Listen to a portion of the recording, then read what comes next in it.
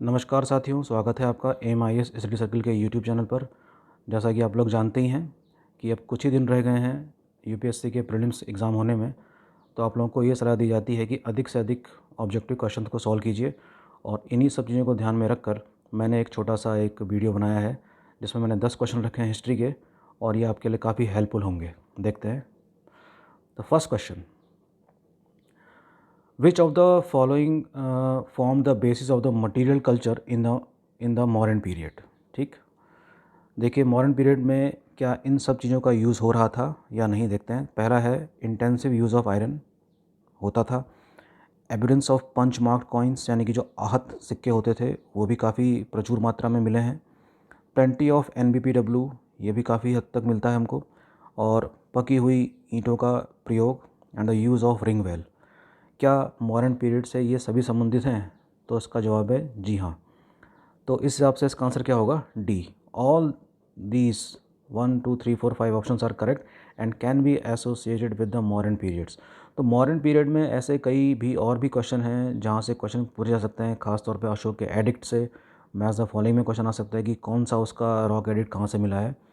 तो प्लीज़ हो सके तो रिवीजन करने के दौरान इस चीज़ का भी ध्यान रखिएगा कि मॉडर्न पीरियड के कुछ इंपॉर्टेंट क्वेश्चंस को आप लोग ज़रूर देखिएगा। Moving down to the second question, ये क्वेश्चन है साउथ इंडिया के चोला एम्पायर से। The capital seat of Gangaikonda Cholapuram. देखिए गंगईकोंड चोलपुरम की स्थापना किसने की थी? काफ़ी इंपॉर्टेंट है। और साउथ इंडिया की जो 3 इंपॉर्टेंट डायनेस्टीज़ हैं, चोल, राष्ट्रकूट और पल्लव, इनकी सांस्कृतिक गतिविधियाँ काफ़ी जानी मानी हैं। टेम्पल बिल्डिंग एक्टिविटीज़ के लिए काफ़ी जाने जाते थे। तो ये भी आपको सलाह दी जाती है कि ये साउथ इंडिया की जो 2-3 डायनेस्टीज़ हैं, इनके टेम्पल बिल्डिंग एक्टिविटीज़ को ज़रा ध्यान से देखिएगा। यहाँ से डायरेक्ट क्वेश्चन आ जाता है कि कैलाश नाथ का मंदिर किसने बनवाया था, something like that. Okay, so here the question is the capital seat Gangaikonda Cholapuram was founded by Rajendra first, Rajaraja, Kulothunga first या Parantaka. The answer is what? Rajendra first महानतम शासकों में से एक हैं साउथ इंडिया के। प्लीज़ इसका ध्यान दीजिएगा। ठीक, next question, question number third. ये क्वेश्चन है मॉडर्न इंडिया से। The principle that the framing of the new constitution for independent India should be primarily, though not solely, the responsibility of Indian themselves was for the first time considered in which of the following. सवाल यह है कि इसमें पहली बार यह कब भारतीयों को अवसर दिया गया कि हाँ, भारतीयों को भारत का संविधान लिखने का अवसर मिलना चाहिए। सवाल है ये। तो देखिए, नंबर 1 है government of India act 1935, August offer 1940, Cripps proposal 1942 और कैबिनेट मिशन 1946। तो इसका सही आंसर है ऑगस्ट ऑफर। ऑगस्ट ऑफर दिया था उस समय के वाइसरॉय हैं लॉर्ड लिनलिथ को।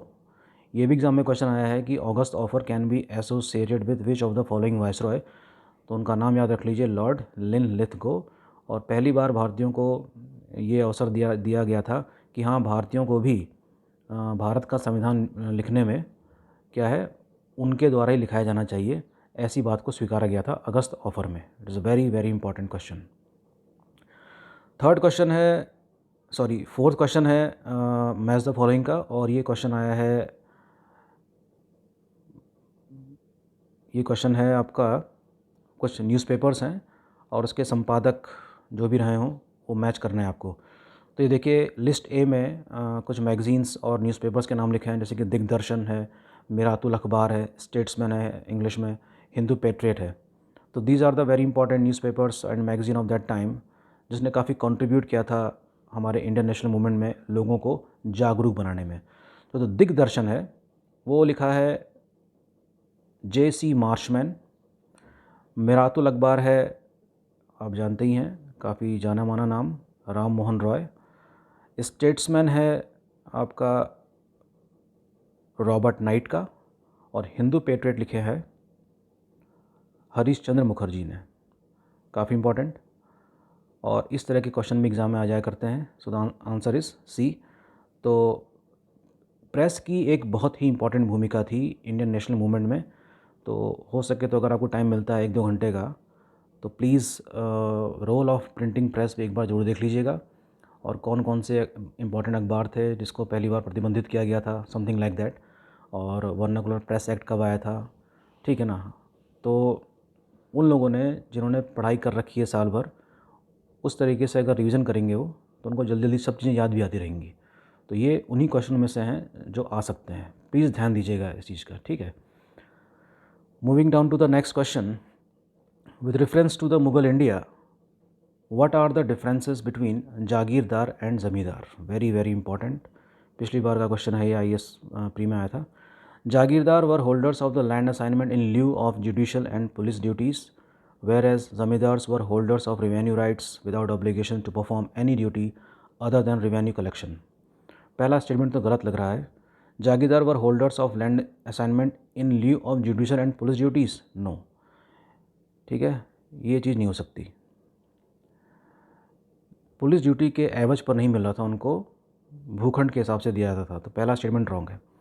Land assignment to jagirdar were hereditary and revenue right of zamindar were not hereditary, यानी कि जागीरदारों को जो भूमि दी जाती थी वो आनुवंशिक थी और रेवेन्यू राइट्स ऑफ द ज़मींदार वर नॉट हेरिडिटरी, ऐसा कहा गया है।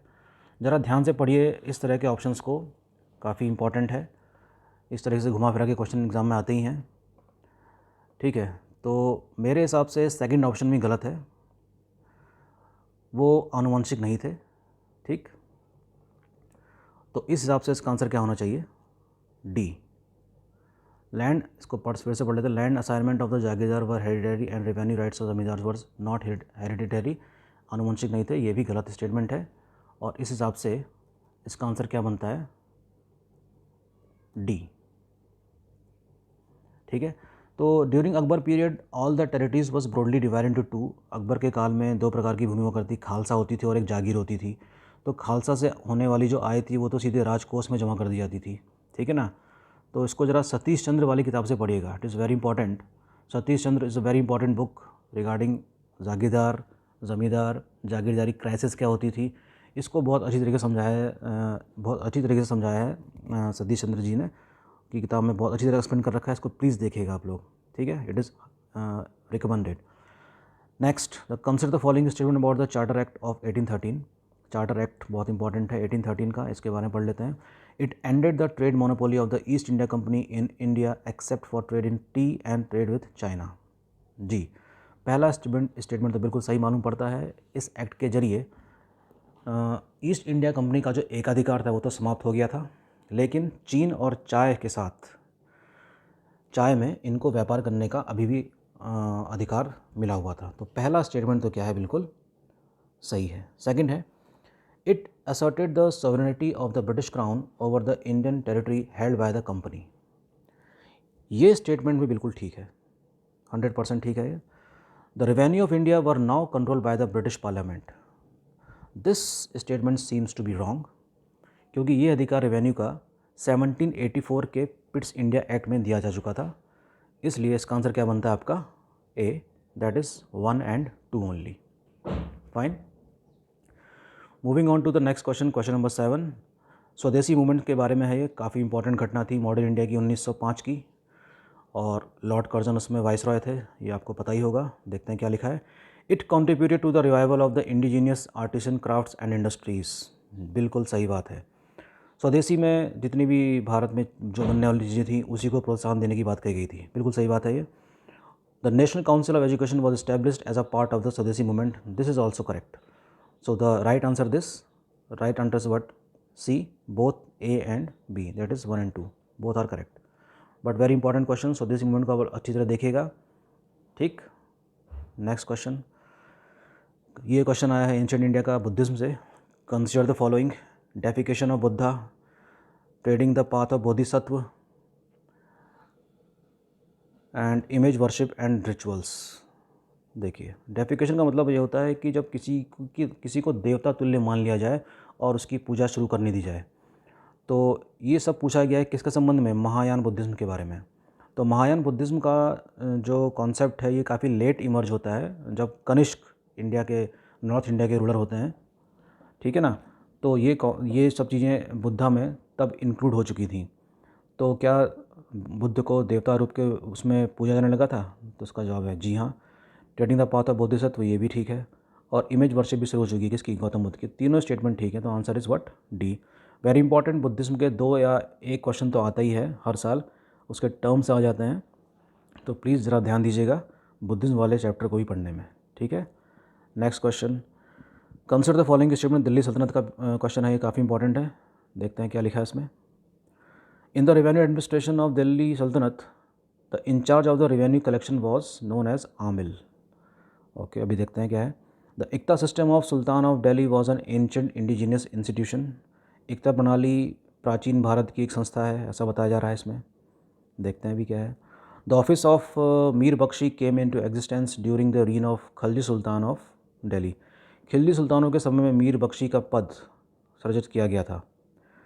तो पहला स्टेटमेंट तो बिल्कुल ठीक है। The in the revenue administration of Delhi sultanate the in charge of revenue collection was known as amil, that is very very correct.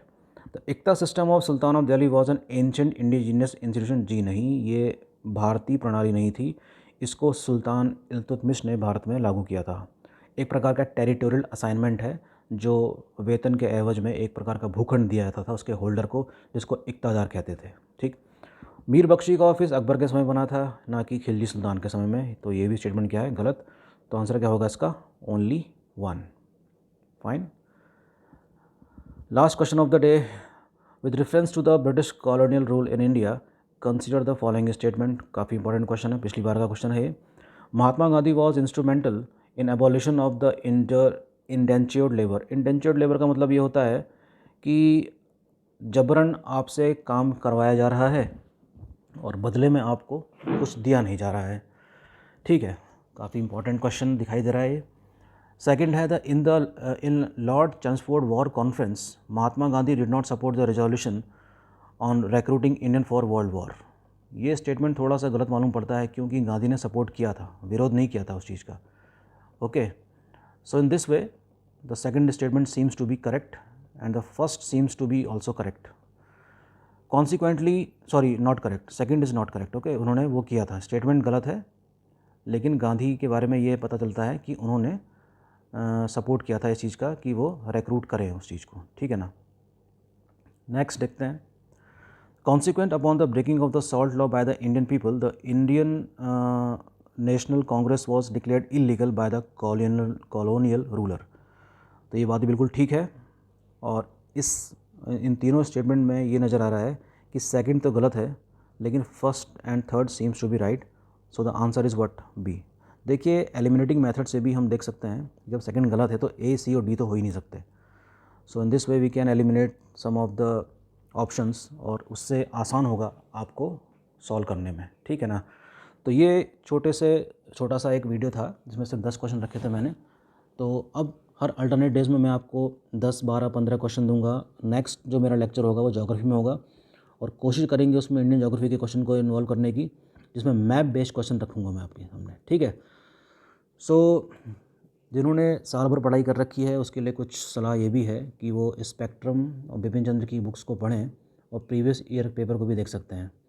जो लोग नई तैयारी कर रहे हैं, या जिनको अभी कुछ खास चीज़ें पता नहीं है, तो कृष्णा रेड्डी की गाइड भी ले सकते हैं, काफ़ी इंपॉर्टेंट है।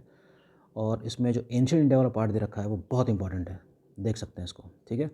So thanks for watching, like and share करते रहिए और कमेंट भी करिएगा, ठीक है। Thanks a lot, take care.